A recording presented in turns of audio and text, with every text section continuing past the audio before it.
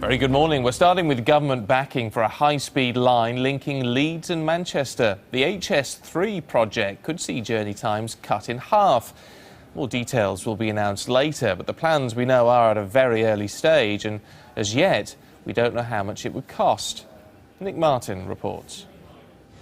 It is perhaps the offer they cannot afford to refuse. High-speed rail for the ambitious northern cities like Manchester, Leeds, Liverpool and Hull. The government say this is a fast track to a better life. I think there's a real opportunity here, as the Chancellor has spoken about, to create a northern powerhouse by looking at how we can use high-speed rail and other infrastructure to link up our great northern cities so that we really have a proper balance a rebalancing of our economy. That's what this is about. Of course, there are still thousands of people who are dead against this plan.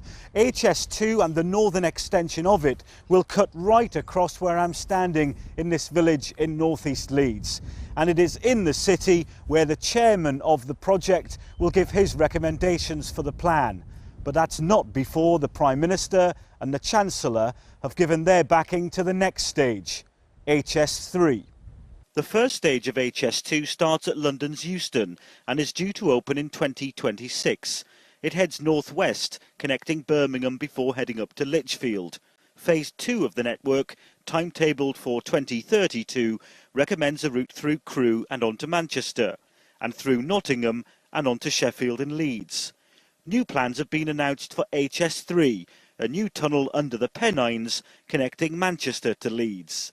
The idea that travelling times will be slashed. For example, Manchester to Leeds now is around 55 minutes. In the future, it could be as little as 26 minutes. We're going to enable the North to compete. We're going to have to be very bold on our investment for transport for the North. We're just at the stage of spending £15 billion on Crossrail in London. And I believe the North has to have its fair share of investment too. The campaign against HS2 has long questioned the figures and the promises and the impact on towns and villages.